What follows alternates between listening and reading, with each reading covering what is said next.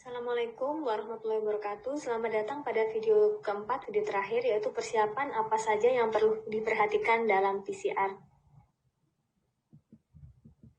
Kali ini saya akan berbagi tentang bagaimana persiapan sampel PCR, baik dari DNA ataupun RNA, hal-hal apa saja yang masih diperhatikan, kemudian juga memilih sekian banyak polimeris yang ada agar target DNA seperti yang kita inginkan. Lalu yang terakhir adalah pemilihan primer yang tepat untuk proses PCR itu seperti apa. Perlu kita camkan ya, kita ingat bahwa data yang berkualitas itu berawal dari kualitas sampel yang juga bagus, tanpa kontaminan, tidak terdegradasi, dan sebagainya.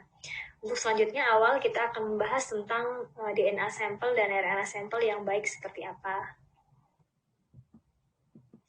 Setelah melakukan ekstraksi DNA atau RNA, langkah awal sebelum PCR yaitu kita harus mengetahui berapa konsentrasi DNA dan RNA kita.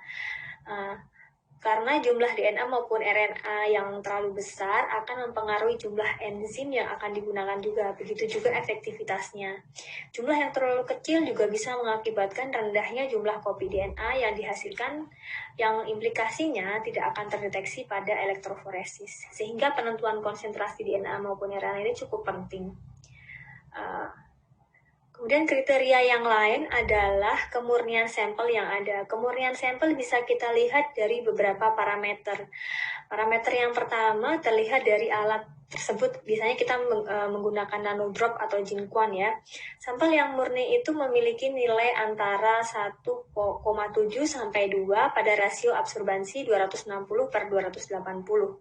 Di luar range tersebut, lebih rendah ataupun lebih tinggi menunjukkan adanya kontaminasi protein.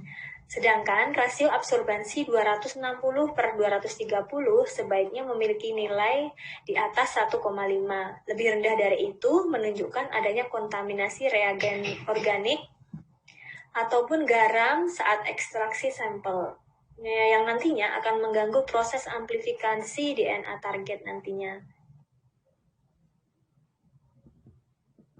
Setelah ekstraksi DNA, kita pun bisa memvisualisasi genomik DNA tersebut dan menentukan konsentrasi genomik DNA menggunakan gel elektroforesis. Kelebihan perhitungan genomik DNA menggunakan elektroforesis gel adalah kita bisa mengetahui bahwa yang kita ekstraksi adalah betul-betul genomik DNA dengan melihat ukuran band yang berada di atas sendiri ya, di atas marker, di atas 10 kilobase pair biasanya. Terkadang kita akan menjumpai band yang smear atau tidak jelas. Hal itu bisa menunjukkan kualitas DNA kita.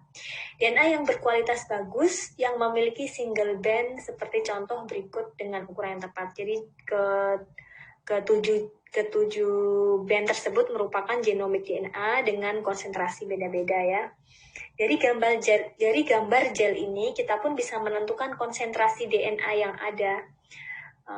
Dan perhitungan ini lebih akurat dibandingkan dengan menggunakan nanodrop ataupun Jinquan, karena nanodrop atau Jinquan itu akan mengukur semua materi yang sudah kita ekstraksi, entah itu DNA yang kita tuju ataupun kontaminan ataupun bahan-bahan yang lain. Sedangkan dalam gel kita bisa menghitung intensitas band genomik DNA tersebut dibandingkan dengan intensitas marker yang ada. Dalam beberapa vendor marker, mereka memberikan informasi konsentrasi tiap marker, tiap band marker tersebut yang kita masukkan dalam elektroforesis gel.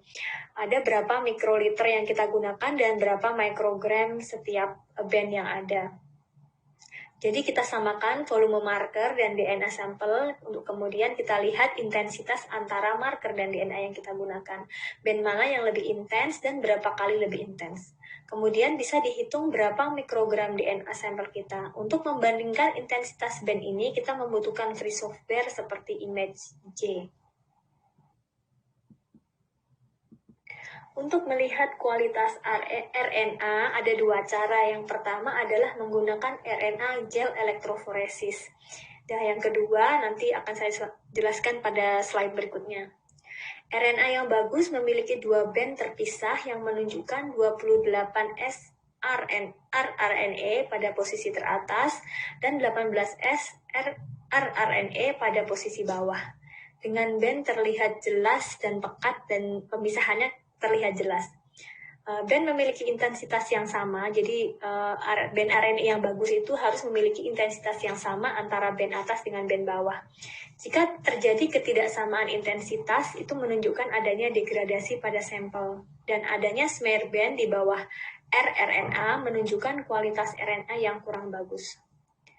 Pada gambar elektroforesis RNA ini terlihat adanya kontaminasi genomik DNA ya, yang sebelah kanan, yang muncul pada band paling atas sendiri, sehingga hal tersebut harus kita hindari karena akan mengganggu pembacaan PCR nantinya. Selain elektroforesis gel, kita juga bisa menggunakan RNA bioanalyzer atau RNA bioanalyzer. RNA bioanalyzer merupakan instrumen untuk menganalisis elektroforesis DNA atau RNA maupun protein. Jadi bisa digunakan ketiga macam template ya. RIN adalah RNA integrity number. Nilai tertinggi adalah 10 dan skor RIN RNA di bawah 7 menunjukkan RNA telah terdegradasi. Jadi output dari RNA bioanalyzer ini berupa nilai RIN ya. Dari hasil RNA analisis ini kita bisa menentukan sampel RNA mana yang memiliki kualitas yang bagus. Kalau dia berada di bawah 7 berarti kurang bagus, sedangkan kalau nilainya antara 7 dengan 10 itu berarti masih bisa digunakan. Dalam two-step RT-PCR, sampel yang digunakan adalah cDNA. Untuk menentukan kualitas cDNA yang ada, bisa menggunakan elektroforesis DNA biasa. cDNA yang dihasilkan biasanya akan terlihat smear di beberapa bagian, seperti di foto elektroforesis yang C ini. Tidak terlihat band yang spesifik karena saat proses reverse transcription kita menggunakan random primer. Namun pada gambar sebelah kanan terlihat cDNA memiliki band dengan ukuran spesifik karena dalam kit tersebut memiliki primer yang spesifik. Selain menggunakan elektroforesis gel ini, kita bisa mengetahui kualitas cDNA itu menggunakan nanodrop ataupun Jinquan, karena pada dasarnya cDNA ini adalah sama juga DNA. Hanya saja cDNA ini merupakan sintesis buatan ya. Untuk kualitas cDNA ini sama nilainya dengan DNA yang kualitas maupun purity DNA yang sudah saya jelaskan sebelumnya. Setelah kita membahas beberapa poin-poin penting pada DNA maupun RNA sampel, lebih lanjut kita akan membahas tentang PCR polymerase. Ada banyak sekali jenis enzim polymerase yang ditawarkan dan memiliki tujuan masing-masing pula. Menentukan PCR polymerase yang tepat mampu membantu menghasilkan data yang bagus dan menghemat waktu serta biaya. Secara garis besar, ada dua tipe DNA polymerase, yaitu yang pertama high fidelity polymerase dan yang kedua adalah tag DNA polymerase. Untuk amplifikasi DNA biasa ataupun konfirmasi insert DNA dalam sebuah plasmid, kita bisa memilih menggunakan tag DNA polymerase. Kelebihan tag DNA polymerase di sini adalah sesuai dengan template DNA template yang memiliki nilai GC tinggi. Jadi kalau template DNA-nya memiliki nilai GC tinggi, kita bisa menggunakan tag DNA polymerase yang bertujuan hanya untuk ngecek insert kita itu sudah betul atau belum, atau mengkonfirmasi bahwa ekstraksi genomik DNA kita itu memang berisi DNA yang kita inginkan. Namun, di saat kita membutuhkan amplifikasi DNA dengan tingkat mutasi yang rendah atau menghindari mutasi yang ada dengan akurasi yang tinggi, kita bisa memilih high fidelity polymerase. Polymerase ini cukup bagus untuk DNA template apa saja ya, bisa menggunakan template yang GC tinggi, ya pokoknya broad spectrum ATGC. Biasanya polymerase ini digunakan untuk sequencing ataupun mengcopy DNA yang akan digunakan untuk melihat ekspresi protein yang ada. Sedangkan jika kita dihadapkan pada suatu kondisi di mana setup PCR itu harus berada pada suhu ruang, kita bisa memilih yang namanya hot start polymerase. Untuk pilihan DNA polimerase yang lain, kita bisa lihat berdasarkan waktu yang kita inginkan.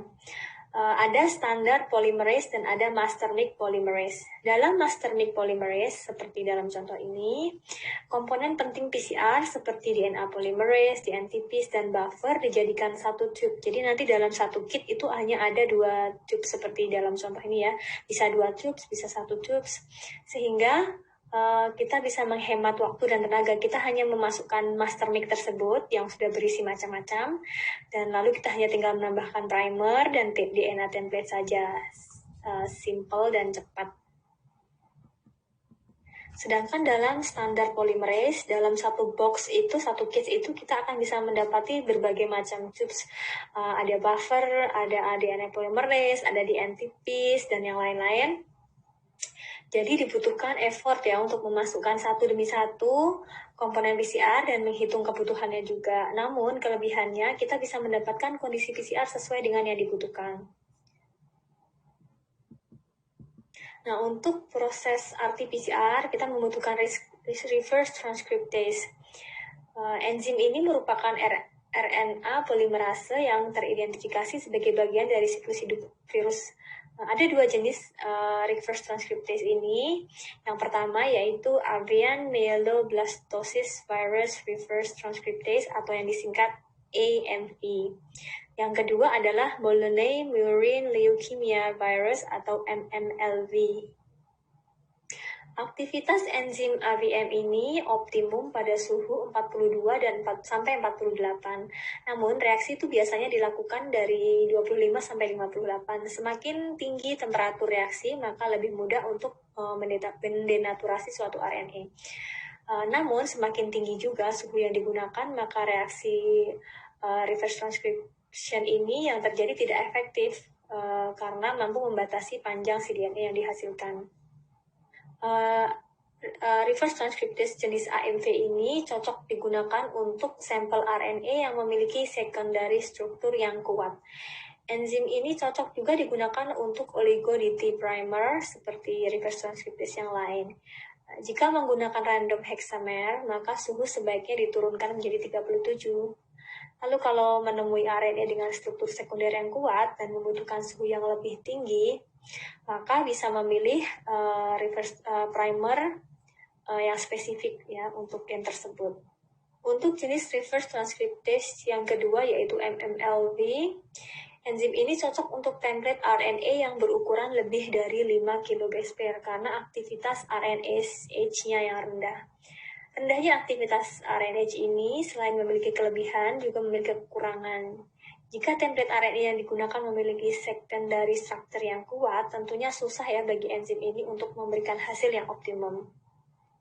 Sehingga nantinya MMLV ini mengalami modifikasi menjadi MDAS atau strip MLV-RT. Nah, MDAS MLV-RT ini dimodifikasi dengan adanya mutasi pada original MMLV. Adanya mutasi tersebut itu mampu memberikan berbagai macam kelebihan, yaitu lebih termostabil, cocok untuk RNA template dengan secondary structure yang kuat, dan mampu menghasilkan cDNA yang lebih panjang. cDNA yang ada bisa digunakan untuk membuat cDNA library sehingga menjadi pilihan utama yang digunakan biasanya untuk RT-PCR. Jadi kita bayangkan bahwa proses reverse transcriptase ini adalah mengcopy RNA menjadi bagian-bagian kecil cDNA begitu. Sehingga kita bisa memilih menggunakan reverse transcriptase yang mana yang cocok untuk proses PCR selanjutnya. Sebagai contoh reverse transcriptase di sini ada dari perusahaan namanya Toyobo ya. Di dalam protokol produk tersebut yang ada di dalam box sudah ada yang sudah saya upload di Elok ya, teman-teman semua bisa baca. Dalam protokol produk tersebut dijelaskan komponen kit ini terdiri dari bermacam-macam, yaitu ada genomic. Di situ ada 6 macam tubes ya, ada genomic DNA remover, ada 4 kali DNA master mix, ada 5 kali RT master mix, 2 ada 5 kali RT master mix, 2 no RT control, dan ada nucleus free water yang dapat 2 tubes di situ. Jadi semua ada 6. Di dalam protokol produk tersebut dijelaskan bahwa komponen penting pada tahap awal itu adalah ekstraksi RNA. Untuk ekstraksi RNA itu sangat tricky ya, butuh kesabaran, ketelatenan. Jika RNA yang kita ekstrak ternyata masih ada kontaminasi DNA, nah kit atau Yobo di sini itu dibekali dengan genomic DNA remover, akan menghilangkan kontaminan genomic DNA yang ada sehingga proses reverse transcription selanjutnya akan didapat RNA yang murni dan berkualitas baik. Komponen kedua dalam box tersebut adalah 4 kali DN master mic yang berisi RNase inhibitor. Fungsi RNase inhibitor di sini adalah menjaga supaya RNA yang ada tidak rusak oleh adanya kenaikan dan penurunan suhu yang ada, sehingga nantinya dihasilkan cDNA dengan kualitas yang bagus. Sedangkan komponen ketiga adalah 5 kali RT master mic yang berisi reverse transcriptase, RNase inhibitor, oligodetrimer, random primer, DNTPase, dan komponen ini digunakan untuk sintesis cDNA. Sedangkan komponen 5 kali RT master mic itu berisi semua komponen yang hampir sama dengan 5 kali RT master mic 2. Hanya saja dia tidak memiliki reverse transcriptase. Fungsinya apa? 5 kali RT master mic 2 no RT control ini berfungsi sebagai kontrol ya, kontrol pembentukan cDNA. Misalnya kalau kita masukkan kedua-duanya nanti satu tube diisi 5 kali RT master mic 2 dan yang satu diisi 5 kali RT master mic 2 no RT control, maka yang 5 kali RT master mic 2 no RT control itu saat di PCR tidak akan memberikan hasil karena tidak ada cDNA yang disintesis. Dalam protokol kit tersebut dijelaskan arti PCR proses sebagai berikut. Pertama, kita perlu menyiapkan 2 tubes yang diisi template RNA yang sama. Kemudian didenaturasi template RNA tersebut dalam suhu 65 derajat selama 5 menit. Tadi seperti yang sudah saya jelaskan di video sebelumnya, yang video ketiga, kenapa perlu dinaturasi. Lalu kemudian setelah itu diletakkan ke dalam es ya. Selama di sini protokolnya mengatakan selama 5 menit gitu. Jadi 5 menit dalam es dan 5 menit dalam dinaturasi. Kemudian tambahkan setelah dikeluarkan dari es, ditambahkan 4 kali master mic dan nucleus free water. Dalam proses ini nantinya kontaminan berupa genomic DNA itu akan dihilangkan ya dengan menggunakan genomic DNA removal. Langkah selanjutnya adalah dan saat penghilangan kontaminan genomic DNA remover ini, kita perlu memasukkan tubes tersebut ke dalam mesin PCR pada suhu 37 derajat selama 5 menit. Nah, langkah selanjutnya adalah, kan tadi ada 2 tubes ya, yang satu ditambahkan 5 kali RT master mix. Dan tubes yang lain akan ditambahkan 5 kali RT master mix no RT control. Seperti yang sudah saya jelaskan tadi fungsinya apa. Hasil akhir dari kemudian 2 tubes tersebut dimasukkan ke dalam PCR, ke dalam mesin PCR untuk dilakukan sintesis cDNA. Hasil akhir dari proses ini kemudian akan dihitung ya berapa konsentrasi cDNA yang ada. Selanjutnya kita akan melihat beberapa kriteria pemilihan primer. Secara umum, syarat primer itu kurang lebih 19 sampai 30 base pair ya, tapi idealnya 20 base pair. Kalau saya biasanya akan memilih dari yang terpendek terlebih dahulu. Saya coba sekitar 19, kemudian tambah satu lagi, hingga mendapatkan primer ideal, tentunya dengan melihat kriteria yang lain juga. Jadi idealnya tuh primer tidak terlalu pendek dan jangan terlalu panjang ya. Untuk kriteria kedua, kita melihat melting temperatur. Melting temperatur itu yang ideal berkisar antara 55 sampai 65 derajat ya. Kalau idealnya itu kurang lebih sekitar 62 derajat Celcius, namun tergantung dari primer kita yang kita gunakan. Melting temperatur sendiri itu adalah suhu di mana atau temperatur di saat double strand primer itu separuhnya itu terdisosiasi atau terlepas menjadi single strand. Jadi dalam mendesain forward maupun reverse primer sebaiknya tidak memiliki perbedaan suhu yang terlalu besar. Idealnya perbedaannya sekitar 1 sampai, ada yang bilang 1 sampai 2 derajat, ada yang bilang 1 sampai 5 derajat. Kalau suhu tiap primernya beda jauh ya nantinya terdisosiasinya kan jadi single strandednya nggak bersamaan ya. Konsekuensinya apa? Primer tidak bisa menempel pada template secara bersamaan pula dan akan mempengaruhi proses amplifikasi nantinya. Temperatur ideal 62 derajat ini pun bermaksud agar pada saat PCR nanti proses annealing pun ada pada kisaran suhu yang sama sehingga terdisosiasinya primer berbarengan dengan penempelan primer yang ada pada template DNA. Jadi penentuan melting temperatur ini dan annealing temperatur ini sebaiknya tidak berbeda terlalu jauh. Kriteria primer selanjutnya adalah GC content. Konten GC di sini itu maksudnya adalah banyaknya G dan C yang ada pada primer. Dipastikan bahwa jumlah konten GC ini antara forward dan reverse primer setidaknya mendekati sama. Presentase GC konten dalam primer itu menjadi sangat penting karena keberadaan GC konten ini yang terlalu banyak itu akan mengakibatkan melting temperatur menjadi lebih tinggi dan nantinya annealing temperatur yang ada juga akan semakin tinggi. Hal ini disebabkan karena GC itu memiliki 3 ikatan hidrogen ya. Untuk kriteria primer selanjutnya berupa primer itu sebaiknya memiliki G-cyclen. G-cyclen di sini itu maksudnya adalah adanya sequence G maupun C atau sequence G dan C setidaknya berada dalam urutan 5 base pair terakhir dari primer. Sebagai contoh nih di sini ada urutan primer di sini ya dari G80 dan sampai belakang T80 gitu ya.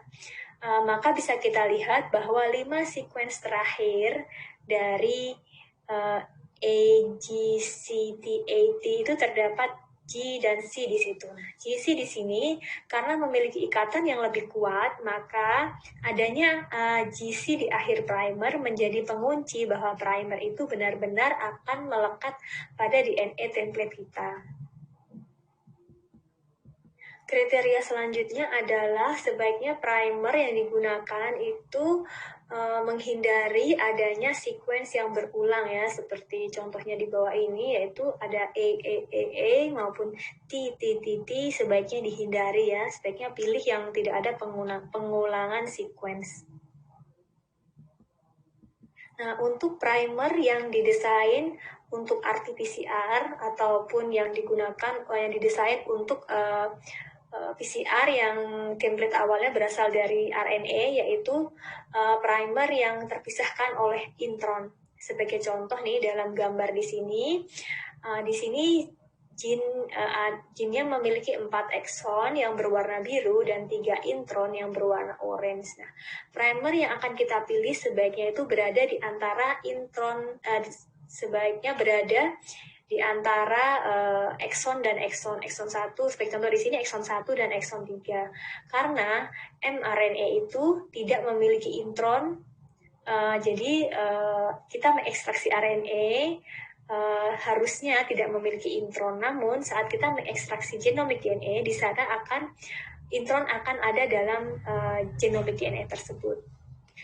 Sehingga untuk memastikan bahwa sampel yang kita ekstraksi adalah betul-betul mRNA, maka bisa kita gunakan primer yang hanya mengamplifikasi dari ekson ke ekson. Nah, kalau misalnya kita mengamplifikasi sampel yang RNA murni, RNA tanpa intron, akan kita dapatkan di sini sebagai contoh ukurannya hanya ekson 1, ekson 2, dan ekson 3. Namun, kalau kita mengamplifikasi RNA dan di situ terdapat kontaminasi genomic DNA, maka ukurannya akan lebih panjang. Jadi di situ ada penambahan, selain ekson 1, ekson 2, dan ekson 3 akan ada penambahan intron 1 dan intron 2. Jadi ukurannya akan lebih panjang.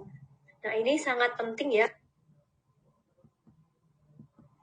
Untuk desain primer yang digunakan untuk proses RT-PCR, kita juga bisa memilih exon-exon junction sebagai kriteria untuk menghilangkan intron yang ada. Exon-exon junction di sini tuh maksudnya primer yang kita desain itu separuhnya berasal dari di sini kita lihat ya ekson 1, intron dan kemudian ekson 2. Nah, ekson junction di sini tuh maksudnya kita mengambil sebagian primer dari ekson 1, kemudian sebagian dari ekson 2, kemudian dijadikan satu sequence-nya untuk dijadikan satu buah primer. Jadi misalnya kita mengambil 10 sequence dari exon 1, kemudian 10 sequence dari exon 2. Kemudian kita order primer sebesar 20 base pair gitu.